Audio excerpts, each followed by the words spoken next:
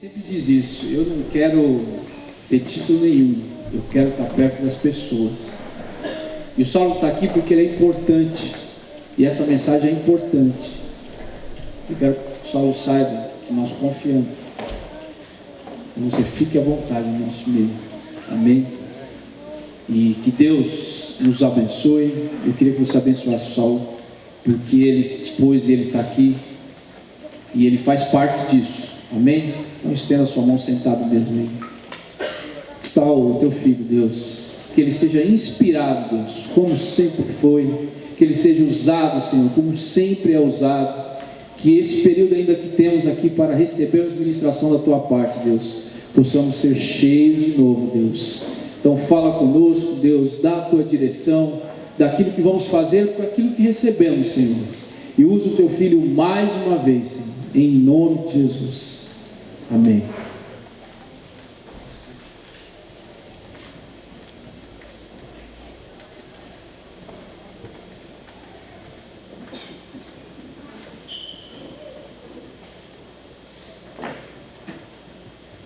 Bom dia, pessoal. Bom dia.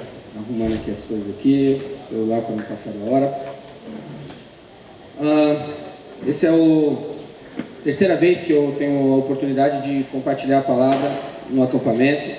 Talvez muitos de vocês não estavam. Eu ministrei a primeira vez aqui em 2009 e depois 2010.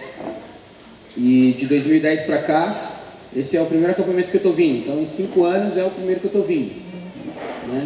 Fui para fora e tive algumas experiências missionárias na Índia, depois fui para o Piauí e a gente enfrentou uma situação de seca e começamos lá então um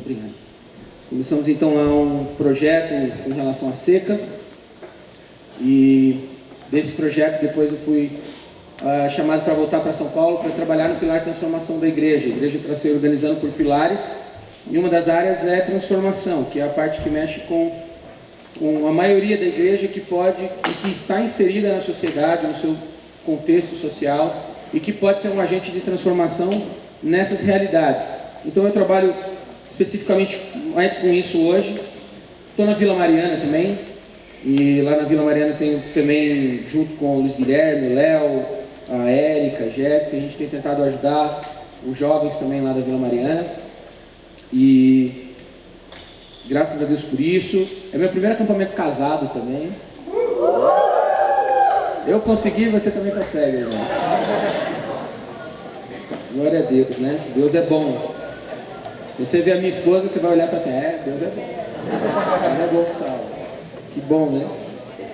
Bom, hoje fui colocado fazer o encerramento e eu me senti bastante honrado por isso, por poder estar aqui no encerramento e poder trazer uma palavra com relação ao envio, com relação ao que vai acontecer fora daqui desse ambiente, né? Então, ontem o pastor Paulo falou aqui sobre isso. Se a gente não conseguir absorver algo de Deus aqui, se ficarmos apenas no campo da sensação, o que vai nos diferenciar de um rapaz que está lá pulando num bloco de carnaval, né? Se aquilo que nós vamos reter, aquilo que formos reter desse acampamento for apenas uma sensação, o que vai nos diferenciar de alguém que está lá pulando no carnaval e que também está tendo boas sensações?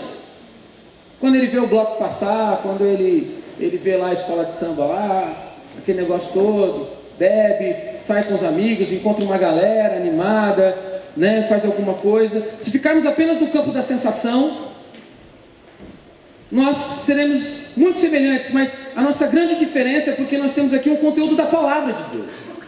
E o conteúdo da palavra de Deus é transformador. O conteúdo da palavra de Deus é transformador, e o apóstolo Paulo dizia que ele é poder para todo aquele que crê.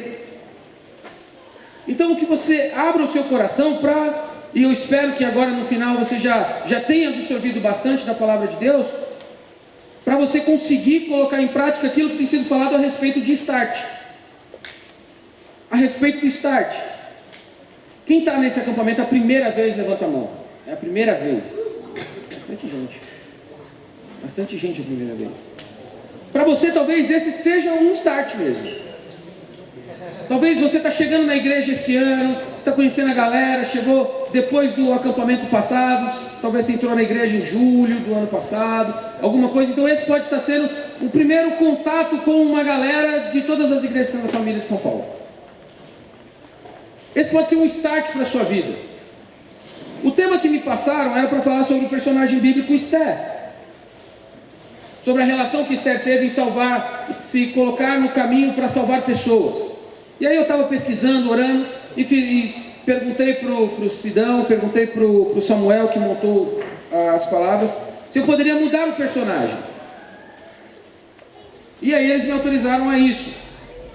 Porque nesse contexto de ser enviados e de salvar pessoas, eu estava orando e pensei que talvez se encaixasse melhor falar sobre Jonas e não sobre Esther. E não pense você que o fato de eu não falar sobre um personagem feminino tem a ver com machismo, porque não adianta falarmos de personagens femininos apenas. Adianta vivermos uma vida de igualdade.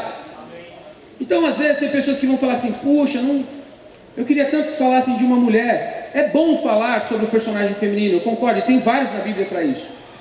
Mas não se engane, porque às vezes, mesmo falando, a relação às vezes machista permanece. E não é esse o contexto que eu quero falar. Porém eu entendi de Deus que nesse momento o profeta Jonas nos traria uma reflexão importante a respeito daquilo que vamos fazer fora daqui. Até porque tem pessoas que com um start conseguem resolver a vida delas inteira. Então em um momento ela tem um start de Deus e ela resolve a vida dela inteira, continua caminhando, vai para cima, não tem medo, nunca volta atrás. Mas tem outras pessoas que não conseguem sobreviver só apenas com um start, que não conseguem caminhar a vida inteira apenas com um start. E Jonas era um cara dessa forma. Jonas foi um cara dessa forma que precisou de alguns starts de Deus na caminhada dele para conseguir se manter em Deus, para conseguir fazer a vontade de Deus. Para quem já teve mais de um acampamento ou mais de algum momento onde recebeu um start, em algum momento isso se perdeu. Em algum momento ficou na esquina, em algum momento passou. E como Jonas precisa receber um novo start. Então eu queria ler com você o livro de Jonas.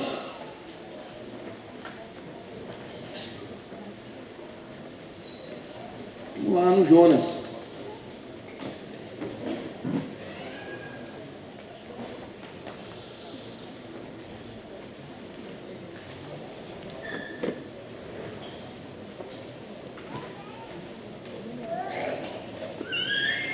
Jonas sumiu da minha Bíblia aqui, impressionante. Achou na sua aí? Ah, mas se você está com celular é muito mais fácil, né? Eu estou com o celular aqui, mas eu gosto de ser um pouco convencional. Às vezes eu fico procurando Bíblia. Bom, não que o celular não seja Bíblia, viu, gente? É o mesmo conteúdo, mas é porque eu sou apegado a isso. Eu não consigo, por exemplo, eu escrevo rascunho. Tem gente que digita, eu não consigo. Porque eu sou velho, né? Então, velho, a gente tem esses problemas. Bom, Jonas capítulo 1, versículo 1, já começa com o start. De fato é um start. Porque começa, a vida de Jonas descrita na Bíblia, começa aqui no versículo 1, que diz assim: a palavra do Senhor veio a Jonas, filho de Amitai, com essa ordem: vá depressa à grande cidade de Nínive e prega contra ela, porque a sua maldade subiu a minha presença. A vida de Jonas, descrita na Bíblia, começa já com um start, já começa com a voz de Deus chamando Jonas. Jonas já era um profeta, o pai dele era profeta, ele era de linhagem sacerdotal, ele era um cara sangue bom, ele era um cara de procedência, ele era um cara 10, era um cara bacaninha. E aí um dia ele está lá no acampamento, no 48 da vida, estava lá no acampamento, no quilômetro 48 da rodovia de Israel, tinha um acampamento e ele estava nesse acampamento. E Deus falou com ele, falou assim: Jonas, você precisa ir depressa para um lugar, Jonas. E ele, beleza, senhor, cantou eis-me aqui, né? A gente cantou aqui uns cultos aqui, eis-me aqui, eis-me aqui. Ele falou igual você, falou: eis-me aqui, Deus, conta comigo, estamos juntos, Deus, manda aí. Beleza, Jonas, a questão é que você precisa ir para uma cidade gigante chamada de Nínive. Nínive era a capital da Síria. E Jonas era um profeta do norte. O reino Israel foi dividido, ficou o reino norte, que era Israel, a capital era Samaria, e o reino sul era Judá, que a capital era Jerusalém. O norte ficaram 10 tribos, no sul ficaram 2 tribos. O reino norte fazia divisa com alguns impérios extremamente sanguinários. Um deles era a Síria. A Síria estava sempre ameaçando o reino de Israel. Lá em 2 Reis 17, deixa Jonas marcado. 2 Reis 17.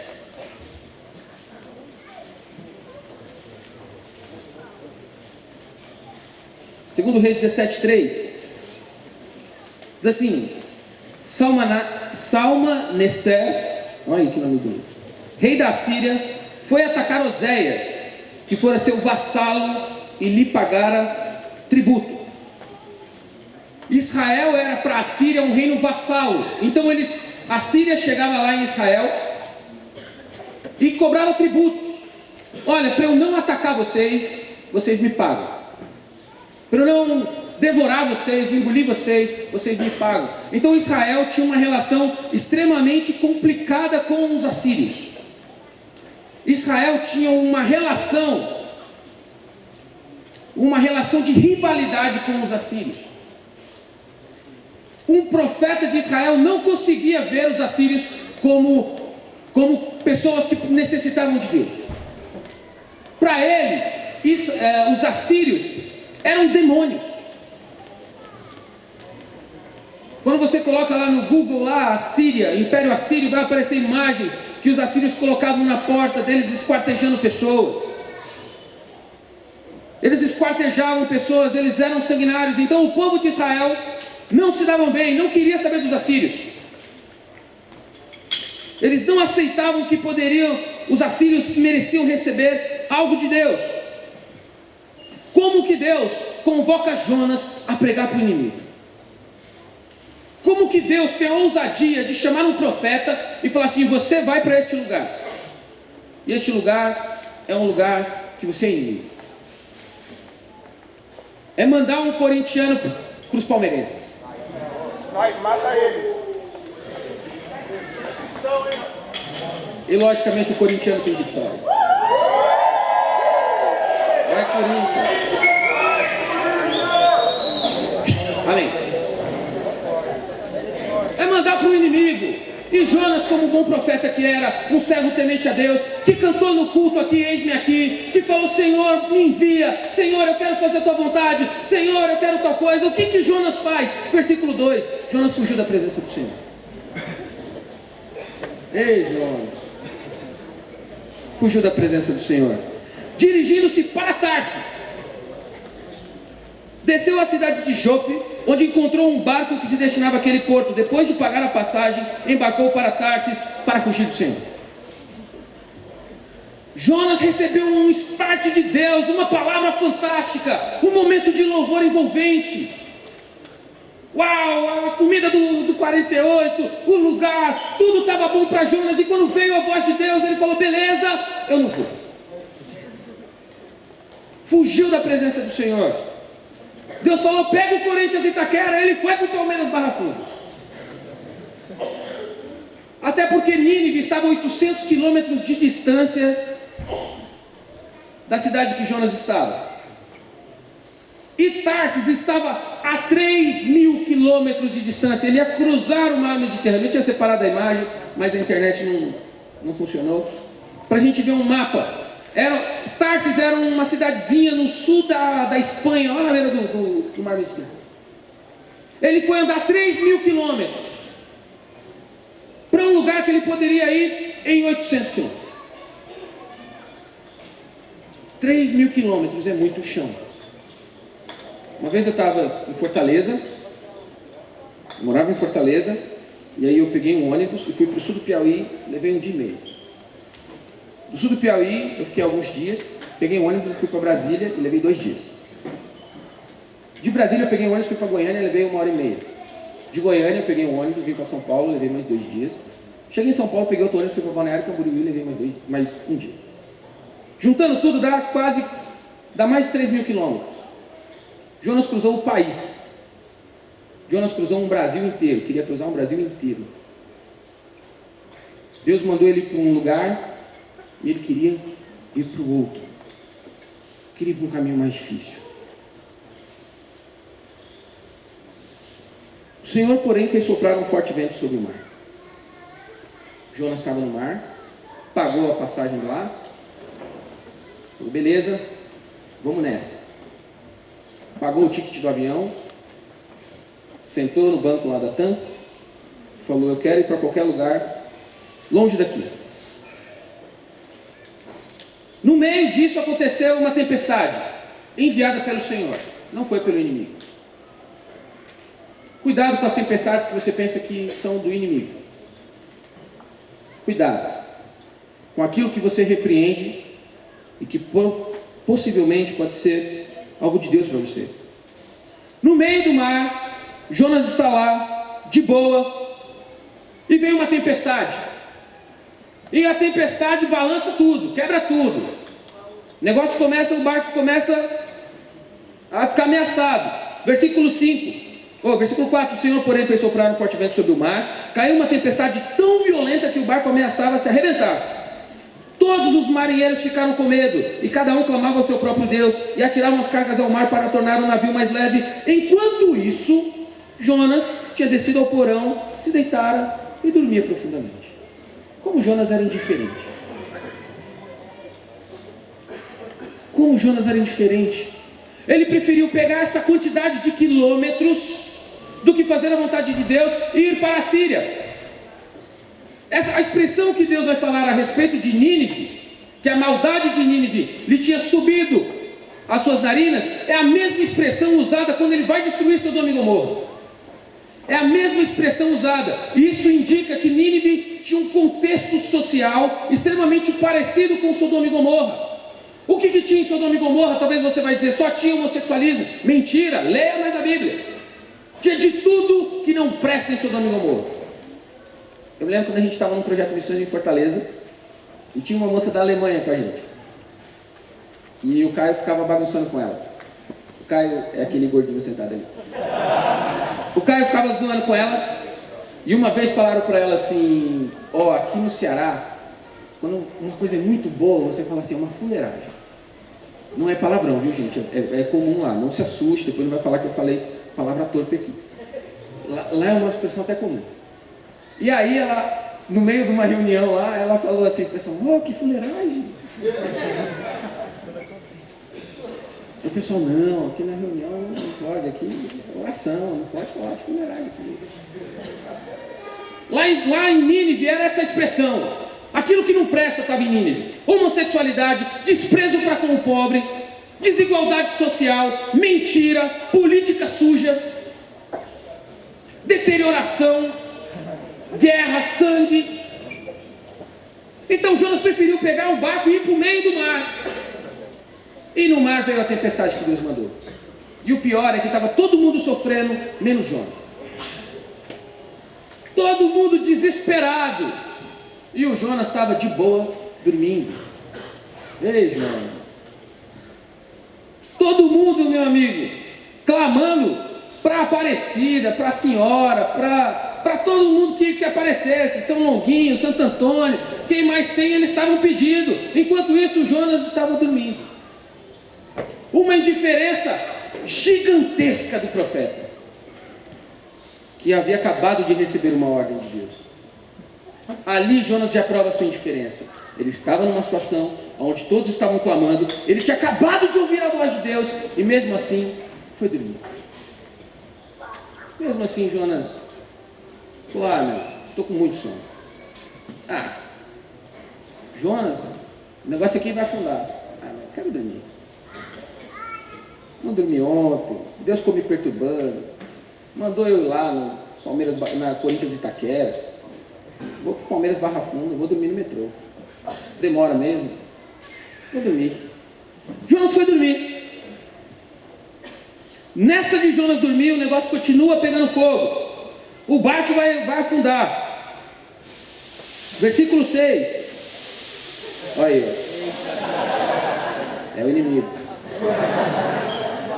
Sai daí. Versículo 6, o capitão dirigiu-se a ele, com Como você pode ficar aí dormindo? Levante-se e clame ao seu Deus. Todo mundo tinha um Deus naquela época. Cada um se dirigia ao seu Deus. E como, Jonas, você vai ficar aí dormindo? Clame ao seu Deus, talvez ele tenha piedade de nós e a gente não morra. Então os marinheiros combinaram entre si: vamos lançar sorte e descobrir quem é o responsável por essa desgraça que se abateu sobre nós. Lançaram-se, a sorte caiu em quem? No Jonas. Jonas, azar. Lançaram sorte, vamos ver de quem é a culpa. Vamos ver quem está com a mão amarela. Vamos ver quem é o culpado do negócio. Aí Jonas estava lá, mãozinha amarela. A culpa é minha. A culpa é minha. O capitão precisou falar com Jonas, clama aí alguma coisa, clama ao seu Deus aí, Você acredita em alguém? Às vezes, meu irmão, o pessoal está aí fora clamando muito mais do que nós. Os caras se apegam em alguma coisa, e a gente que tem um Deus não se apega a nada. Vamos dormir, fica na inércia. Jonas não se apegou a nada, na hora que lançaram sorte caiu sobre ele. Aí lhe perguntaram, versículo 8, diga-nos, quem é o responsável por essa calamidade? O pessoal já tinha feito, mas queria ouvir o Jonas confessar o pecado. Quem é o responsável por essa calamidade? Qual é a sua profissão? Fizeram um interrogatório com o Jonas. De onde é que você vem? Qual é a sua terra? A que povo você pertence? E aí, Jonas? Qual é a sua resposta diante do clamor, da tempestade que você causou? Qual é a sua resposta, Jonas, diante do clamor das pessoas que estão sofrendo pela sua desobediência? Qual é, Jonas, a sua resposta diante do clamor das pessoas que estão se afundando do seu lado? Eles perguntaram, e aí Jonas fala assim,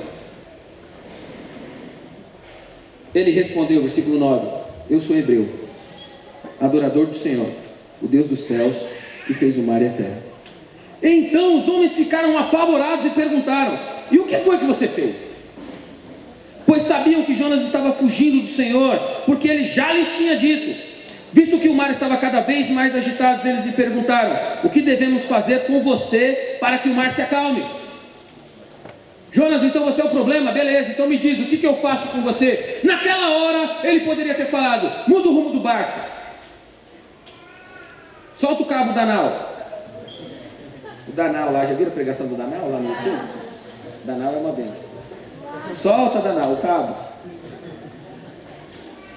Ele poderia ter falado assim, beleza, vamos voltar, é verdade, Deus, eu estou desobedecendo a Deus, vamos voltar. Ele prefere fazer o seguinte, ele fala então, 12, respondeu-lhe, pegue-me e me jogue ao mar, e ele se acalmará, pois eu sei que é por minha causa que está violenta a tempestade que saiu sobre vocês. Ele não queria de tal forma ir para Nínive, porque ele não achava que Nínive merecesse, porque Nínive era inimigo, Nínive tinha homossexualidade, Nínive tinha pecado, Nínive tinha tudo de ruim, ele não queria ir para lá, ele preferiu ser jogado ao mar do que voltar ao barco. Teimosia do profeta. Então me joga no mar, me deixa aqui que a tempestade vai passar. Ele poderia ter pedido, volta o barco, me deixa lá no porto de novo, volta aí, cobrador. Quando eu dormia no ônibus eu tinha que pedir, vai voltar o ônibus? Vai, daqui a 15 minutos. Beleza, dá para dormir um pouco mais. Dormia e voltava. Ao invés disso, os homens se esforçaram ao máximo para remar e voltar à terra, mas não conseguiram. Os homens entenderam que podiam voltar, e Jonas não entendeu. Jonas não entendeu. Os homens começaram a tentar voltar, não conseguiram, porque o mar tinha ficado ainda mais violento. Eles clamaram ao Senhor, suplicando para não morrer. Eles não queriam matar aquele homem. Não caia sobre nós a culpa de matar um inocente. Olha isso, os caras estavam evangelizando Jonas. Eles não queriam matar um inocente, mas Jonas estava dentro do barco, vendo a tempestade, vendo que os homens corriam risco de morte, e não falou nada. Não falou nada. Eles evangelizaram Jonas, falaram, beleza, Jonas, vamos voltar então. Não, me joga no mar, não, nós vamos voltar, não querer matar você. E Jonas, 5 minutos atrás, não estava ligando se as pessoas que estavam no barco iriam morrer. E Jonas, os homens se converteram. Os homens se converteram e Jonas foi lançado ao mar. Ficou à deriva, náufrago. Aquele filme lá dos Correios. contra o Wilson. Ficou náufrago, mas Deus envia um peixe. Deus envia um peixe. E aí começa o segundo start de Jonas. Muda o capítulo. Deus então envia um peixe. Jonas está morrendo afogado, não consegue nadar o suficiente, não tem forças, é teimoso. E aí Deus manda o peixe. O peixe engole Jonas. E Jonas fica lá na barriga do peixe. Tem uns desenhos legais do Jonas dentro da barriga do peixe, com as costelas assim de plano de fundo, dentro de um estômago, sei lá. Jonas ficou lá. Jonas ficou dormindo no peixe. E enquanto ele estava no peixe, caiu a ficha dele. Beleza. Estou no inferno. Deus mandou que eu fizesse. Deus me deu um start. Mas eu não queria fazer. E agora eu estou aqui. Sem nada. Dentro de um peixe. No meio de um oceano. Sem o Waze para me localizar. Sem nada. O sinal da TIM não pega dentro do peixe. Em nenhum lugar também. Se gravar isso, eu posso ser processado. Jonas tem um estalo e fala assim: beleza, então a minha solução, já que eu digo que eu creio em Deus, eu vou orar. Não é? Quando a gente está na crise, não chega aqueles irmãos consoladores que falam assim: vamos orar, irmão. Você conta um pecado e a pessoa olha para você assim: eu vou orar por você. Você quer uma solução, você quer uma resposta, o cara fala: eu vou orar por você. É triste. Jonas caiu nessa: eu vou orar. Dentro do peixe, capítulo 2, Jonas orou ao Senhor, o seu Deus, e disse: em meu desespero eu clamei ao Senhor, e Ele me respondeu. Do ventre da morte gritei por socorro, e ouviste meu clamor. Jogaste-me nas profundezas do coração dos mares, correntezas formaram um turbilhão ao meu redor. Todas as ondas vagas se passaram por mim. Eu disse: fui expulso da tua presença, contudo olhei de novo para o teu santo templo. As águas agitadas me envolveram, o abismo me cercou, as algas marinhas se enrolaram em minha cabeça. Afundei até chegar aos fundamentos dos montes, a terra embaixo cujas trancas me aprisionam para sempre. Mas tu trouxeste a minha vida de volta da sepultura. Ó Senhor meu Deus, quando a minha vida já se apagava, eu me lembrei de ti, Senhor. A minha oração subiu até ti no seu santo templo. Aqueles que acreditavam em ídolos inúteis desprezam a sua misericórdia, mas eu, com cântico de gratidão, oferecerei sacrifício a ti. O que prometi, cumprirei totalmente. A salvação vem do Senhor. Ele falou: beleza, o Senhor vai me livrar, e o que eu fiquei de fazer, agora eu vou fazer. Oh, glória. Jonas, agora sim, Jonas pegou a tempestade, foi comido pelo peixe, foi até as entranhas da morte, e agora ele fala: beleza, eu vou. O que eu falei que era para fazer, Senhor? Ir até Nínive. Beleza. E o Senhor deu ordem ao peixe, e ele vomitou Jonas em terra firme, na direção de Nínive. E então, capítulo 3, o segundo start de Jonas. A palavra do Senhor veio a Jonas pela segunda vez. Quantos starts você precisa? Quantos starts serão necessários para a sua obediência? A palavra de Deus veio a Jonas a segunda vez, e com esta ordem: vá à grande cidade de Nínive, Jonas, e pregue contra ela a mensagem que eu te darei. Jonas enfim obedeceu a palavra do Senhor e foi para Nínive. Nínive era uma cidade muito grande, sendo necessários 3 dias para percorrê-la. Jonas entrou na cidade e percorreu durante o arrependimento dele foi tão fantástico que a cidade precisava de 3 dias e ele fez em 1. Esse cara é prático. É um baita evangelista. Chegou em Nínive, correu em 1 dia, o que era para ser em 3. Correu em 1 dia, deu uma mensagem mais ou menos. Nessa mensagem ele falava: daqui a 40 dias Nínive será destruída. E aí sabe o que aconteceu? Os ninivitas creram em Deus, proclamaram jejum, todos eles, do maior ao menor, vestiram-se de pano de saco. Quando as notícias chegaram ao rei de Nínive, ele se levantou do trono, tirou o manto real, vestiu-se de pano de saco, sentou-se sobre cinza, então fez uma proclamação em Nínive: por decreto do rei e seus nobres, não é permitido a nenhum homem ou animal, boi ou ovelha provar alguma coisa. Não comam e nem bebam, cubram-se de pano de saco, homens e animais, e todos clamem a Deus com todas as suas forças, deixem os maus caminhos, a violência. Nínive era uma cidade violenta. Talvez o Deus se arrependa e abandone a sua ira, e aí nós não sejamos destruídos, tendo em vista que eles fizeram e como abandonaram seus maus caminhos, Deus se arrependeu e não os destruiu como tinha ameaçado. Ei, Jonas, chegou lá, em 3 dias ele fez em 1, rápido, o 100 Bolt, correu pra caramba, gritando: ei, 40 dias de quê? Vocês vão morrer. Morre infeliz, vocês vão tudo morrer. E um dia ele correu rapidão a cidade, não falou com ninguém pessoalmente, não tinha pulseirinha de evangelismo, não fez uma mímica na praça, saiu correndo, gritando pro povo: vai morrer, vai morrer. E o que acontece? O cara teve resultado, a cidade inteira se converteu. A pregação foi tão ruim que o povo começou a ter misericórdia. O povo se arrependeu de maneira que até o rei, que poderia mandar matar Jonas, o rei fala assim: não, beleza, ninguém vai comer, nem os animais aqui vão comer. Não vão comer nada, vai todo mundo ficar de jejum, porque a gente vai tentar se arrepender aqui a parada. Ele está falando com tanta força que a gente vai morrer, vamos se arrepender. Todo mundo se arrepende. E aí Deus, misericordioso como sempre, não destrói Nínive. Deus fica feliz porque a Bíblia diz que um pecador, quando se arrepende, Deus fica feliz, existe festa no céu. Oh glória, Deus ficou feliz. Mas Jonas não. Ei, Jonas não ficou feliz. Capítulo 4. Jonas, porém, ficou profundamente descontente, e com isso ele se enfureceu. Como assim? Esse povo vem, nos ameaça sempre, cobra os nossos tributos, são pecadores, desonestos, violentos, entregues à sua carne, não creem no Deus verdadeiro, são idólatras, são nojentos. Como assim esse povo? Como assim esse povo? Se arrependeu Jonas, ficou enfurecido. E aí ele foi ainda, orou ao Senhor.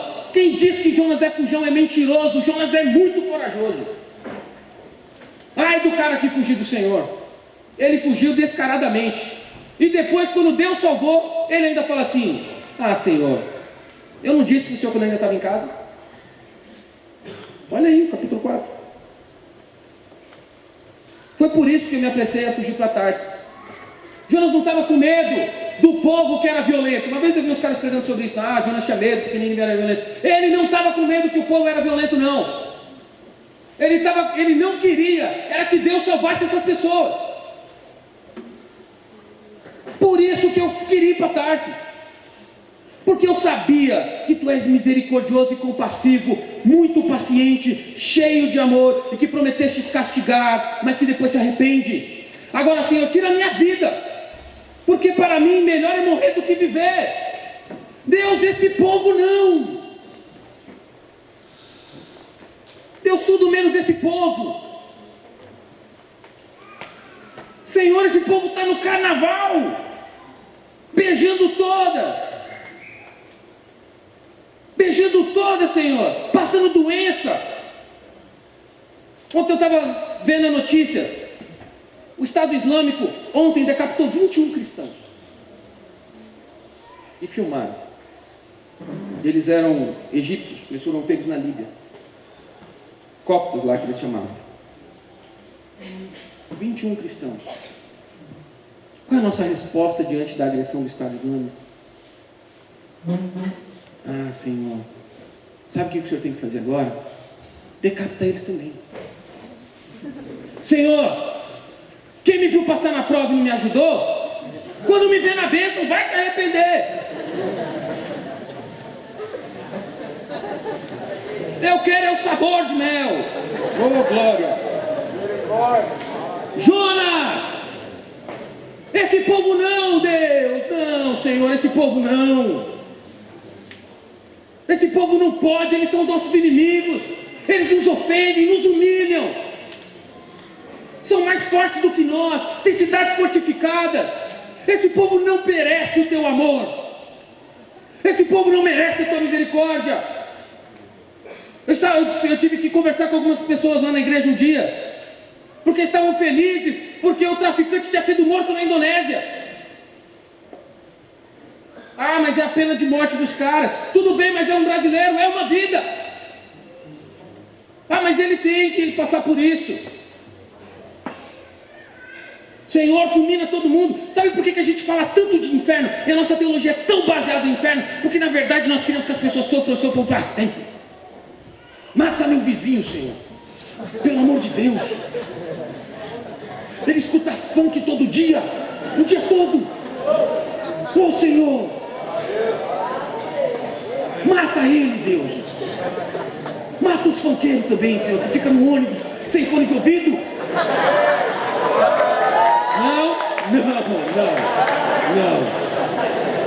Não. Percebe como nós achamos que a salvação está na nossa mão? A salvação está na nossa mão e nós oferecemos a quem nós queremos. Nós escolhemos quem merece. Nós escolhemos os melhores para serem salvos, porque afinal o céu é um lugar eterno. E como eu vou ficar na eternidade com o irmão meia boca? Como eu vou ficar na eternidade com o cunhado chato? Como eu vou ficar na eternidade com a sogra? Como eu vou ficar na eternidade com o vizinho? Como eu vou ficar na eternidade com o cara que torce para outro time? Como, Senhor? Esse povo não pode ir para lá. Leva os melhores. Ah, Jonas. O Senhor lhe respondeu. Olha a pergunta de Deus para Jonas. Você tem alguma razão para essa fúria?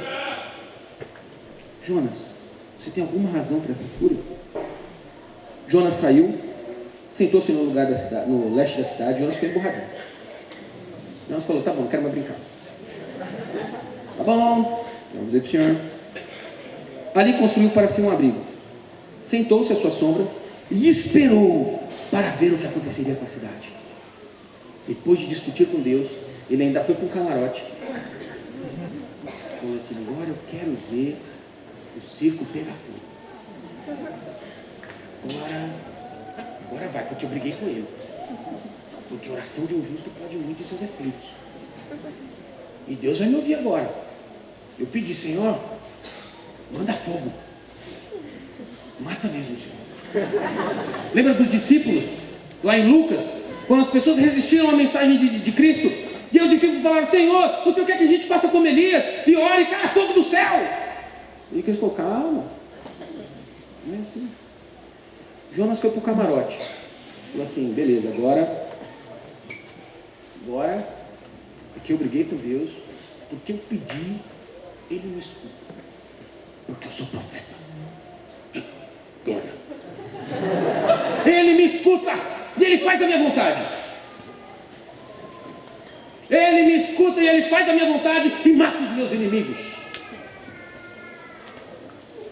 Não tem uma teologia dessa forma muito forte por aí? Deus vai matar o seu inimigo, fica tranquilo. Seu chefe vai sofrer um acidente de carro. Irmãos, eu já ouvi isso. Seu chefe é seu inimigo, pois Deus vai abater. Eu já ouvi pessoas agradecendo ao Senhor porque o outro descobriu que tinha câncer. Sabe por quê? Porque, Senhor, ele me humilhava, ele me ofendia. Aí a mão de Deus pesa. Você já ouviu isso? Imagina para a igreja em Jerusalém. Às vezes eu fico viajando nessas coisas. Imagina para a igreja em Jerusalém. De repente eles abrem a porta e aparece o apóstolo Paulo. Será que Paulo não teria mandado matar familiares de alguns ali? Será que Paulo não teria sido responsável pela morte de alguns ali? E agora eles tinham que olhar na cara do ofensivo, daquele que matou, e ele falando que estava arrependido. Um dia eu vim perceber que eu conhecia muito pouco sobre perdão, quando eu tive que começar a fazer algumas comparações e pensar como que eu reagiria se uma pessoa matasse um familiar meu. Como que eu reagiria se acontecessem coisas difíceis comigo? Porque a gente fica chateado, não libera perdão por coisa tão pequena. A gente fica... Agora imagina numa coisa grave. Dia 31 de dezembro nós fomos para a praia. Guarujá. Não dê risada. Vamos para o Guarujá. Na hora que a gente chega na porta da casa, param uns maluquinhos lá. Aí mano, fica na miúda aí que é um assalto. Aí eu, o que é? Fiquei olhando. E fiquei olhando para todos que desceram do carro. E aí eles já foram levando o pessoal para dentro da casa. Já pegaram meu celular, pegaram a mochila. E eu fiquei olhando para minha esposa, para ver se eles iam tentar alguma coisa. Entraram na casa, começaram a revirar as coisas, acordando o pessoal. E a faxineira, na hora que ele subiu a escada, a casa era muito grande, a faxineira correu, se trancou na casa do caseiro e ligou para a polícia. E aí eles vieram pegando tudo, aí chegaram para minha esposa assim, pegaram o celular dela e falaram assim, cadê a senha do iCloud? Cadê a senha do iCloud? Aí quase que eu falei, é Cláudio. Mas eu peguei o celular, falei, não, fica tranquilo. Aí não dei a senha do iCloud, eu coloquei lá para redefinir o bagulho. E eles pegaram as nossas coisas e tal, e foram embora. Quando eles descobriram que a mulher tinha chamado a polícia, foram embora. E na hora nos dá aquele sentimento que um olhava para a cara do outro e tinha vontade de chorar, porque você fica impotente diante de uma situação como essa. Aí nisso a gente tem aquela ira de falar a mesma coisa que Jonas. Ah, Deus, eles não merecem. Esse cara não pode se arrepender, Senhor. Ele precisa ir para o inferno. Como que um cara desse vai se arrepender? Ele não pode se arrepender, Senhor. Esse cara não pode se arrepender. Quantas vezes a gente faz isso com aquelas pessoas que nos ferem? E ferem de maneira significante. Às vezes com familiares, às vezes em situações de amizade, de relacionamentos. Não só a gente fica magoado, mas a gente não quer que essa pessoa se arrependa. Nós não aceitamos que a graça de Deus alcance gente que é diferente do que nós somos. Essas pessoas não merecem, Senhor. Essas pessoas não merecem. Durante a escravidão, poucos cristãos levantaram a bandeira da abolição. E, aliás, quem conseguiu iniciar um processo de abolição dos escravos foi um cristão chamado William Wilberforce. Mas muitos pastores, não sei quem assistiu um filme chamado 12 anos de escravidão, mas um negro é sequestrado, já tinha sido libertado, ele é sequestrado, e ele vai para uma fazenda, e nessa fazenda o senhor da fazenda faz cultos com os escravos, e depois manda para o tronco para bater, porque são escravos. Eles não merecem a graça de Deus. Esse povo não é nada. Quando eles começam a chegar no Brasil, eles olham para os índios, e a discussão que vai para a Europa era: será que esses índios têm alma? Será que eles têm? Não sei, vamos descobrir se eles têm alma. Nós olhamos para as pessoas que têm atos muito diferentes de nós, que têm uma vida muito complicada, e a gente fala assim: eles não merecem. A gente passa na avenida, vê um monte de travesti se prostituindo, e a nossa reação é tirar o barato. Eles não merecem. Estão aí porque não tem vergonha. Como que um povo desse não tem vergonha? Andando assim no meio da rua, onde já se viu? Como? Ah, Deus, eu sou como Jonas, eu vou sentar no camarote, porque eu pedi ao Senhor, e o Senhor vai destruir eles, porque eles não merecem. Então o Senhor fez crescer sobre Jonas. Olha a lição de Deus, para encerrar, porque eu acho que eu já estou estourando aqui. Versículo 6 do capítulo 4. Então o Senhor fez crescer uma planta sobre Jonas, para dar sombra à sua cabeça e livrá-lo do calor, o que deu uma grande alegria a Jonas. Finalmente Jonas ficou alegre. Por que Jonas ficou alegre? Porque Deus mandou lá uma plantinha para fazer sombra na cabeça do profeta. Ô, profeta de Deus. Deus é fiel, irmão.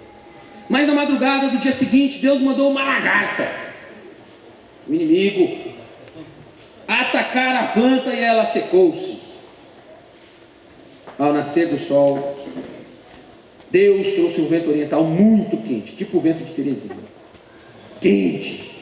E o sol bateu na cabeça de Jonas. Esse eu sei como é que é. Ao ponto dele quase desmaiar. Com isso, ei, Jonas, ele desejou morrer. E disse: para mim seria melhor morrer do que... Ô, cara complexado, Jonas. Eu quero morrer. Eu quero morrer. Você não vai fazer minha vontade? Eu vou morrer. Deus faz o que eu quero, senão eu vou morrer. Eu falava isso para minha mãe.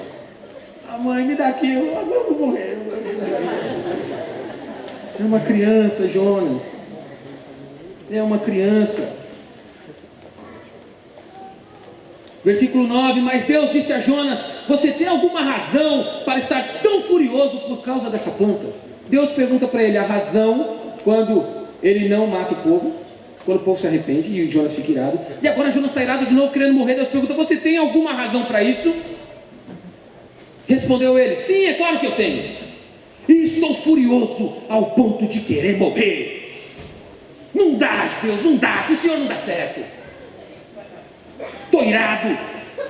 Mas o Senhor lhe disse, você tem pena dessa planta, embora nunca tenha podado, nem tenha feito crescer. Ela nasceu numa noite, e numa noite morreu. Contudo, Nínive tem mais de 120 mil pessoas, que não sabem distinguir a mão direita da mão esquerda. Além de muitos rebanhos, não deveria eu ter pena dessa cidade?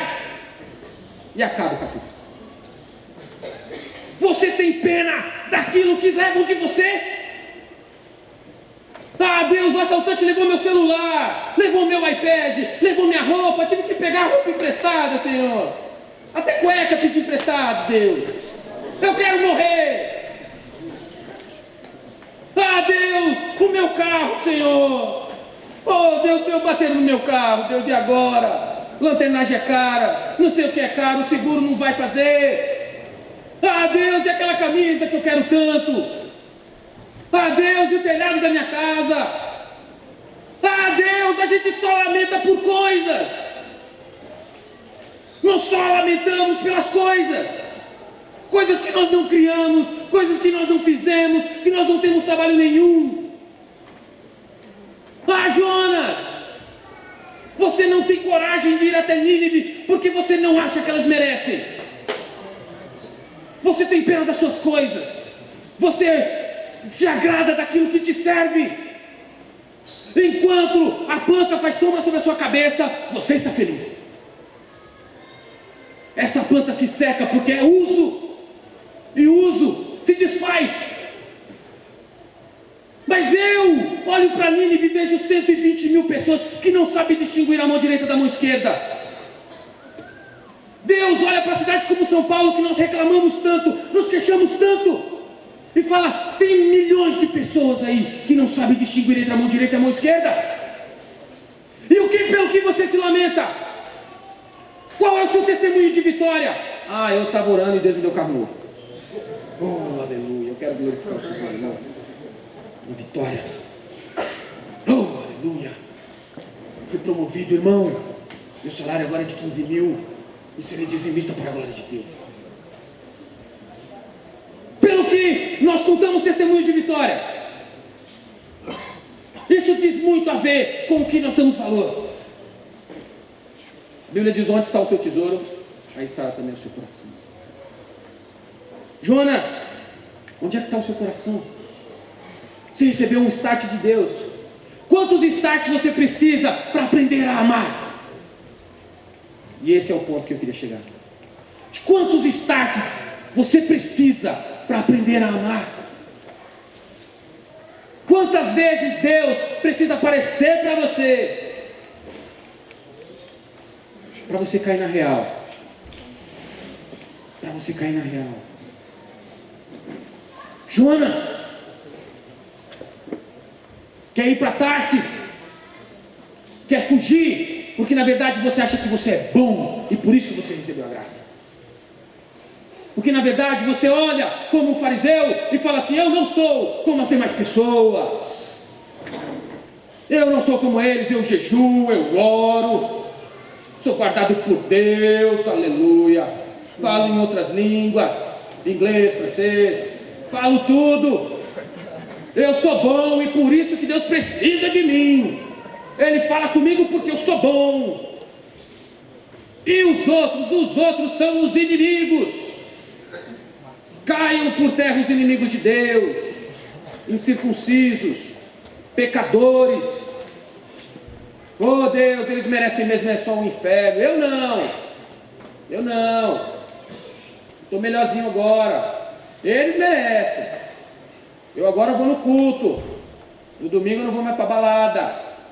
Para balada, com o piririco. Não é não, Marte? Eita, Marte. Quem merece? O start que você precisa receber no final desse acampamento é que nós temos uma Nínive gigantesca à nossa volta. E quando eu estava pensando sobre isso, eu falei: Deus, que o Senhor fale com algumas pessoas a respeito dessa cidade. Que o Senhor fale com algumas pessoas a respeito do caos que existe nessa cidade. Ontem nós oramos aqui pelo Brasil. E o que eu mais vejo são apenas as pessoas falando: o Brasil é isso, o Brasil está corrupto, nunca antes, não sei o que, papapá, papapá. Ok, Jonas, de onde está você? Eu estou indo para Tarsis. Tarsis é bom que é praia. Estou já... Em Tarsis tem água, é na beira do mar. Aqui não tem. Vou-me embora para Passágada, porque lá eu sou amigo do rei. Jonas! Quantos starts você vai precisar para aprender a amar? Amar aquele que humanamente você queria que fosse destruído. Aquele que te ofende.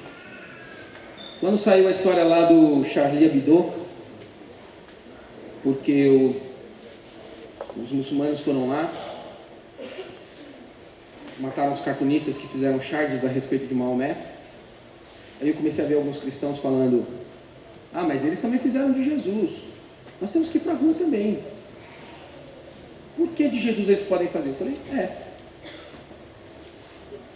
porque de Jesus eles podem fazer. Porque o que Jesus nos ensinou no mais íntimo dos nossos corações? Olha, se alguém te dá um tapa, oferece coisa a outra. A nossa lógica não é essa. A nossa lógica não é do mal por mal. A nossa lógica não é da vitória sobre o fracasso de alguém. A nossa lógica não é do sucesso a qualquer preço. A nossa lógica não é essa. Porque o reino de Deus que nós cantamos aqui, que venha, que venha, que venha, beleza, você precisa colocar esse reino em prática. E a lógica do reino não é essa. Não se paga mal com o reino. Não se escolhe quem vai ser salvo e quem não vai. É graça, e graça já diz, é graça de graça. Nínive não tinha nenhum merecimento. Glória a Deus por isso. Deus foi lá e salvou aquele povo, mesmo com aquela mensagem ruim de Jonas. Aquela mensagem de ódio de Jonas. Quantos starts serão necessários na sua vida para que você aprenda a amar? Aprenda a amar. Quando eu fui me casar agora em setembro, entrou-se um dilema na minha vida, porque com quem que eu ia entrar? A minha mãe faleceu quando eu tinha 12 anos. E aí eu fiquei naquele pensamento de com quem agora que eu vou entrar no casamento. A Fernanda acompanhou isso. E quando as pessoas perguntavam, eu travava. Eu falava: não sei. E a minha irmã mais velha, que eu morei um tempo, naquele tempo ela era muito nova. E a gente teve muitos problemas ao ponto de eu ir embora de casa. Então quando eu pensava nela, mas eu tinha uma barreira naquele momento. Será que ela merece mesmo entrar comigo? Ela me ofendeu tanto. Nós tivemos tantas brigas. E para você pode parecer uma coisa boba, mas para mim aquilo se tornou motivo de dias e dias de dificuldade. Isso agora. Até que um dia eu liguei para ela e falei com ela: olha, eu queria te convidar para você entrar comigo. Isso já 2 semanas do casamento. Eu queria te convidar para entrar comigo. Eu pensei que ela ia começar a chorar. Ela falou assim: agora como é que eu vou escolher minha roupa? Depois que ela falou como é que eu vou escolher minha roupa, ela falou assim: mas sabe, eu queria conversar com você e tal. E aí ela começou a pedir perdão pelas situações. Aquilo constrangeu o coração dela e no nosso casamento ela entrou extremamente emocionada. E eu também. Quais são as situações que a gente vai ter que ter para perdoar aqueles que às vezes a gente acha que não merece? Sabe, meu irmão, Jonas era um grande evangelista. Você vai sair daqui engravidado do crescimento, do evangelismo, Jonas talvez se encaixaria bem em qualquer igreja, porque ele foi lá, pregou e todo mundo se converteu. Jonas era fantástico. Mas Jonas era o alvo dessa carta. Jonas era o profeta a ser evangelizado. Jonas era o alvo que Deus estava observando para derramar a graça dele. Quando Jonas chega no porto de Jope, Jope é a mesma cidade em que Pedro tem um problema. Pedro estava lá no telhado, orando, de repente ele tem uma visão, está descrito em Atos 10.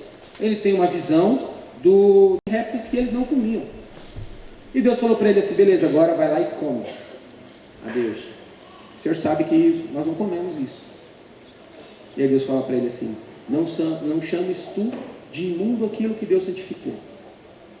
Aí ele falou assim: você precisa ir, você vai receber um cara aqui na casa de Cornélio. Cornélio era o centurião romano. Era um inimigo também. E quando Pedro se desloca para ir à casa dele, Pedro já entra falando assim: vocês sabem que eu não deveria estar aqui. Olha, eu vim aqui porque é o jeito. Eu não queria estar aqui não. Essa casa de vocês aqui, pelo amor de Deus, cheira a sangue, cheira a enxofre, é um inferno essa casa de vocês. Eu não quero daqui. Eu não posso pisar nesse lugar, porque meu pé é santo e esse lugar é imundo. O que vocês têm aqui? Vocês são romanos. Romano é romano. E no momento que ele começa a falar, de repente o Espírito Santo vem, não tem nada a ver com a pregação de Pedro, todo mundo começa a falar em outras línguas, acontece um mover danado dentro da casa de Cornélio. O que você está chamando de impuro? O que você está colocando como barreira para você manifestar a graça de Deus? Foi falar daqui, esse reino está dentro de você. Concordo, ele está dentro de você. E quantos starts vão ser necessários para você colocar ele para fora? Para você conseguir amar. Para quando você for para a rua, não ser uma mensagem de número. Não ser uma mensagem pesada. Não seja uma mensagem evangelística simples e pesada, sem nenhum relacionamento pessoal com a pessoa. Às vezes a gente vai falar de Jesus e nem pergunta o nome da pessoa. Uma vez eu estava em Rondônia, lá em Porto Velho, fazendo um impacto na minha época de Jocum, e tinha uns hippies assim. E aí eu fui lá falar para o cara assim: olha, meu irmão, Jesus te ama. Todo feliz. Ele olhou para mim e falou assim: Jesus eu sei, e você?